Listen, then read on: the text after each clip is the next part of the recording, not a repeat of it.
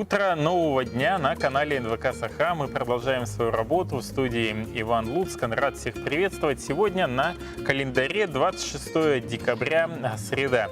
Чем же этот день был отмечен в истории? Тем, что сегодня отмечается День войсковой противовоздушной обороны. Сегодня вот такой замечательный праздник у военнослужащих. Кроме этого, в 1975 году начал свою эксплуатацию советский сверхзвуковой пассажирский самолет Ту-144. Жаль, что его история была не такой длительной, и этот самолет канул в лету как первый и единственный сверхзвуковой самолет в истории советской и уже российской авиации, который мог перевозить пассажиров. А так было бы хорошо, из Якутска в Москву буквально за 3 часа можно было бы добраться.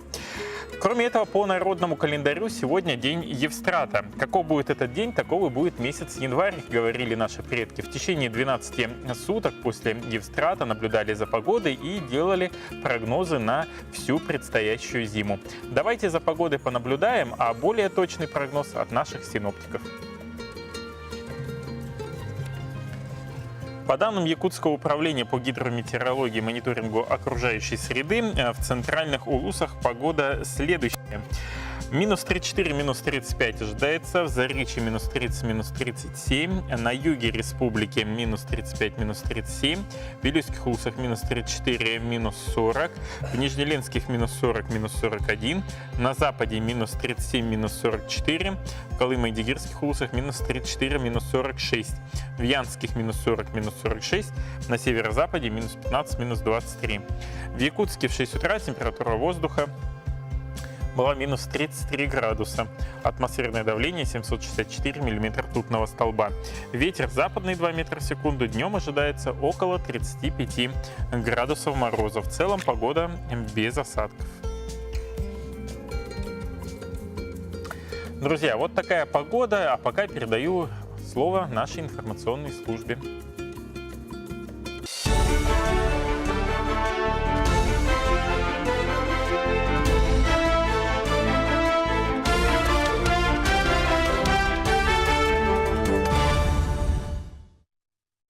В эфире новости, в студии Павел Танин. Здравствуйте. Конституционный суд России разрешил жильцам многоквартирных домов отказываться от централизованного отопления по объективным причинам. При этом, если в квартире будет установлена индивидуальная отопительная система, гражданин имеет право оплачивать только тепловую энергию на общедомовые нужды. Правительству поручено немедленно разработать порядок определения такой платы, проверить положение правил предоставляется коммунальных услуг собственникам и пользователям помещений в многоквартирных домах. Судьи попросили независимо друг от друга Валентина Леонова из Таганрога и Николай Тимофеев из Чувашии. Квартира Ивановой ранее была магазином, и нежилое помещение не было подключено к отоплению. В 2002 году Леонова с соблюдением всех требований установила в квартире газовый котел, но в январе 2017 года неожиданно стала получать счета за отопление. Примерно такая же ситуация произошла и у Тимофеева. Правительство России внесло изменения в правила оборота оружия. Соответствующее постановление опубликовано на официальном портале правовой информации. Согласно изменениям, россияне будут обязаны хранить в сейфах не только само оружие и патроны к нему, но и порох и капсули. Для хранения должны использоваться высокопрочные металлические шкафы, а также деревянные ящики, обитые железом. Кроме того, владельцам оружия предписывается ограничить доступ посторонних к таким веществам и материалам. У нотариусов появятся специальные планшеты для оформления электронных документов. Процедура будет максимально упрощена. Граждане смогут расписаться прямо на экране компьютера, так же, как сделали бы это на бумаге. Это позволит оформлять некоторые важные документы сразу в электронном виде, причем не обязательно нотариальные. В феврале будущего года вступит в силу закон, который разрешит гражданам прямо в нотариальной конторе создавать юридически значимые электронные документы, например, заявление в налоговую или в суд. Потом эти файлы можно направить в официальные инстанции, и там их примут. Цифровой документ позволит решать массу вопросов по электронной почте, не простаивая в очередях в различных офисах. В России перестали подменять треску минтаем. Министр промышленности России Денис Мантуров на встрече с президентом Владимиром Путиным сообщил о снижении доли фальсификата, контрафакта и нелегальной продукции в стране. В частности, по его словам, в России полностью решены проблемы с поставками мороженой рыбы. Кроме того, в легкой промышленности доля нелегальной продукции за 3 года снизилась на 10%.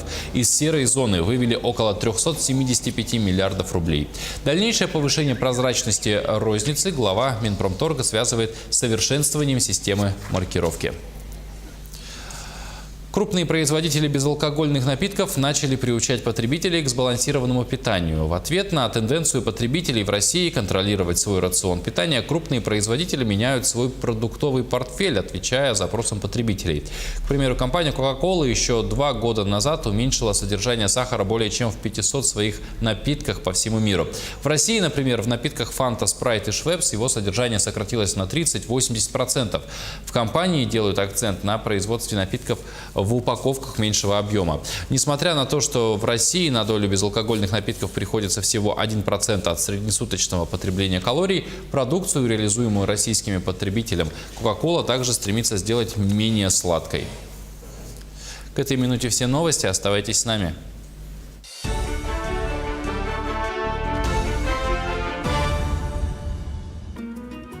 Спасибо большое, коллеги, за оперативную информацию, а мы продолжаем наш эфир.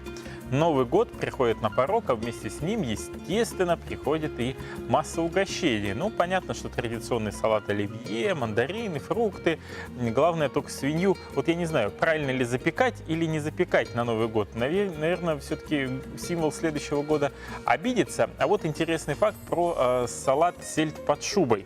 Знаете ли вы, что он распространен был еще с первой половины 19 века, и самый рекордный размер данного салата был изготовлен 12 сентября 2015 года в Саратове. И представьте себе, сколько наготовили граждане Саратова, повара этого салата. 631 килограмм. При этом было использовано 64 килограмма лука, 110 килограмм сельди, 120 килограмм свеклы, 75 килограмм моркови, 117 килограмм картофеля, а также 1850 яиц и 70 килограммов майонеза. Вот такой упитанный салат, наверное, ели все новогодние праздники. Вот он вошел в историю. Кстати, раньше в него еще Калининград успевал побывать в книге рекордов Гиннесса. Но Саратов предвосхитил. Кухня-то может быть разная. Вот, к примеру, много блюд, которые нравятся нашим жителям, они пришли из армянской кухни. И вот секретом приготовления одного из блюд поделятся 2 сестры Рузанна и Сусанна Оганесян в нашем следующем сюжете.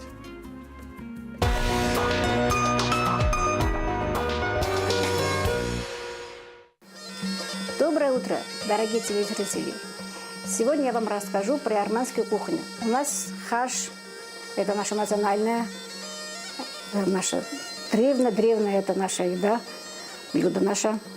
Долма с виноградными листиками.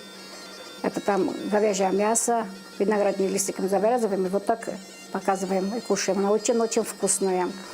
Голубцы с капустной листики. Да, вот ламаджо, пожалуйста, это тоже ламаджо наша национальная. Бастурма, суджух, это тоже наша национальная. Гата, самая-самая древняя наша это выпечка. Она очень вкусная, очень хорошая она. Там специальная такая песочная, внутри специальная песочная начинка. Это мы сами готовим. Это все мы сами готовим. Да, еще мужуш, это тоже национальное наше блюдо. Зелень у нас всегда на столе есть. Это мы, армяне, любим, очень любим зелень. И у нас всегда это хорошо растет. Сыр наш национальный, вот, очень хороший. Соленые. Это все наше национальное. И у нас принято, что мы, вот так как гости придут, или вот на Новый год, мы все выкладываем на стол. Красиво, аккуратно. И это все очень вкусно. Потому что мы это все делаем с любовью. Блюдо называется хаш. И будем кушать вот так. Снимаем мясо, положим сюда.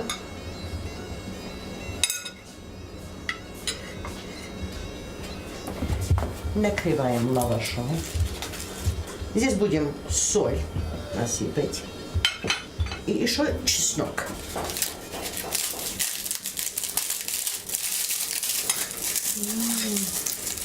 Сначала будем кушать это, потом будем кушать мясо. Но мясо тоже немножко чесноком сделаем, чтобы было вкусное. И соль.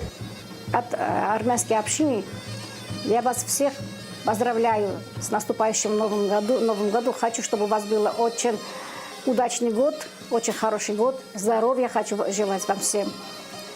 Удачи, любви большого и счастья. Спасибо за пожелания, но мы пока уходим на короткую рекламную паузу. Не переключайтесь.